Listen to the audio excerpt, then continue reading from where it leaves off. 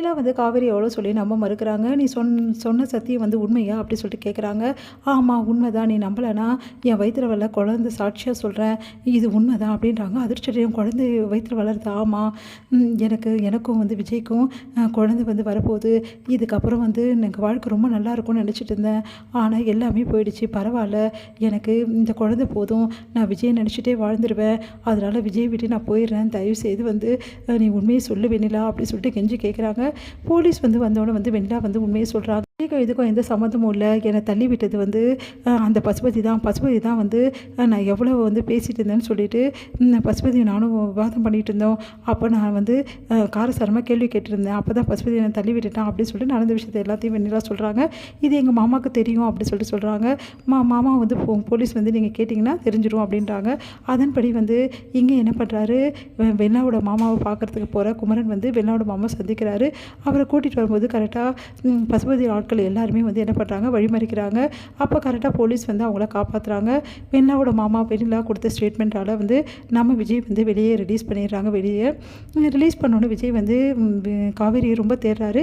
காவேரி எங்கே இருப்பான்னு ரொம்ப தேடிட்டு இருக்காரு. பார்த்தா காவேரி எங்கேயுமே கிடைக்கல. ஒன்றும் புரியாமல் யோசிக்கிறாரு. காவேரி எங்கே போயிட்டா, காவேரி நான் ரிலீஸ் ஆனோடனே என்னை பார்க்க வருவாள், என்ன ஆச்சு அவளுக்கு அப்படின்னு சொல்லிட்டு யோசிக்கிறாரு. வீட்லேயும் போய் பார்க்குறாரு. பார்த்தா வீட்லேயும் இல்லை.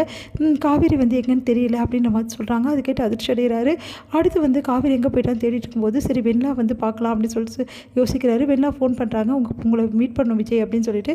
சரின்னு சொல்லிட்டு வெண்ணிலா போய் பார்க்குறாரு. நீங்கள் யாரை தேடுறீங்க தெரியும், காவேரி தானே தேடுறீங்க அப்படின்றாங்க. ஆமாம், காவேரி எல்லா இடத்துலையும் தேடினேன், கிடைக்கவே வெண்ணிலா, எனக்கு ஒன்றுமே புரியல அப்படின்றாங்க. அதை கேட்டுட்டு காவேரி எங்கே இருக்கான்னு எனக்கு தெரியும்னு அதிர்ஷ்டம். காவேரி எங்கே இருக்கா அது வந்து அப்படி சொல்ல வராங்க. சொல்லு வெண்ணிலா, காவேரி எங்கே இருக்கா அப்படின்னோடனே காவேரி வந்து இதுக்கப்புறம் நம்ம வாழ்க்கையில் தலையிட மாட்டா, நம்ம 2 பேரும் சேர்ந்து வாழ சொல்லிட்டு அவள் கிளம்பிட்டா அப்படின்னு அதிர்ச்சிக்கு மேலே அதிர்ச்சி இருக்கு. வெண்ணிலா நீ என்ன சொல்கிற, எப்படி காவேரி அப்படிலாம் பண்ண முடியும், காவேரி அப்படிலாம் பண்ண மாட்டா, நீ என்ன சொல்லலாம், நான் நம்பவே நினச்சிட்டு இருக்கேன், என் காவேரி என்னை விட்டு போகவே மாட்டா. போவா விஜய், அவள் எதுக்கு திரும்ப போகிறா, ஏன்னா காவேரிக்கு உங்களை ரொம்ப பிடிக்கும், நீங்கள் நல்லா இருக்கணும்னு நினைக்கிறா, நீங்கள் ஜெயிலேருந்து வெளியே வரணும்னா அதுக்கு வந்து நான் ஒரு கண்டிஷன் போட்டேன். எப்படின்னா அவள் எனக்கு சத்தியம் பண்ணி கொடுத்தா, இந்த மாதிரி விஜய் வெளியே வந்தால் போதும், நான் வந்து உங்கள் வாழ்க்கையை விட்டு விலகிக்கிறேன், நான் வந்து உங்கள் வாழ்க்கையை கஷ்டப்படுத்திட்டேன், இதுக்கப்புறம் வந்து நான் இருக்க மாட்டேன் உங்கள் வாழ்க்கையில் அப்படின்னு சொல்லிட்டு சொன்னான். அதனால தான் வந்து காவேரி வந்து இப்படி சொன்னதால தான் நானும் உண்மையை சொன்னேன் அப்படின்னோடனே, அப்போது காவேரி வந்து இப்படி சொன்னதால தான் நீ உண்மையை சொன்னியா, இல்லைன்னா நான் வெளியே வர நீ உண்மையை சொல்லியிருக்க மாட்டேன்ல, நான் சொல்லியிருப்பேன், ஆனால் இருந்தாலும் காவேரி இப்படி சொல்லும்போது நான் என்ன பண்ண முடியும், காவேரி வந்து உண்மையை தானே சொல்கிறா, அவள் விலகிட்டா எந்த பிரச்சனையும் இல்லைல்ல, அதனால தான் அவள் விலகிக்கிறேன்னு சொன்னோன்னே நான் உண்மையை சொல்லிட்டேன் அப்படின்னோடனே அதிர்ச்சி அடைகிறார் விஜய். இப்படி பண்ணிட்டே வெண்ணிலா, காவேரி உனக்கு என்ன தப்பு பண்ணா, காவேரி எந்த பாவமும் பண்ணலை, அவள் நினைக்கிறா காவேரி வந்ததால் தான் உங்கள் வாழ்க்கை இப்படி ஆகிடுச்சு, அதனால தான் அந்த பசுபதி உங்களை பழி வாங்குறான் அப்படின்னு சொல்லிட்டு அவள் நினைக்கிறா, அதான் அவள் விலகிட்டா, இப்போ காவேரி விலகிட்டா, இதுக்கப்புறம் எந்த பிரச்சனையுமே இல்லை விஜய், நம்ம போய் சேர்ந்து வாழலாம் அப்படின்றாங்க. அது கேட்டு செம்மையா டென்ஷனை, யார் கூட சேர்ந்து வாழறது, காவேரி நிலைமை என்னன்னு உனக்கு தெரியுமா, காவேரி எக்காரை கூட விட்டு தர முடியாது, ஏன்னு எனக்கு தெரியும் விஜய் அப்படின்னு அதிர்ச்சி அடைகிறாங்க.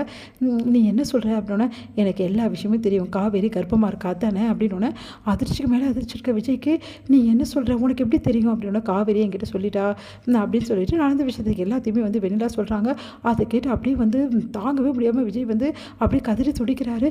குழந்தை மேலே வந்து காவேரி சத்தியம் பண்ணாளா, ஆமாம், காவேரி எப்போ குழந்தைய வச்சு சத்தியம் பண்ணாலோ அப்போவே காவேரி வந்து இங்கே இருக்க மாட்டா, நீ என்ன தான் போய் கூப்பிட்டாலும் விஜய் வரமாட்டா அப்படின்னு அதிர்ச்சிக்கு மேலே ஏதாச்சும் ஏன் காவேரி இப்படிலாம் பண்ணான்னு சொல்லிட்டு அழறாரு விஜய்.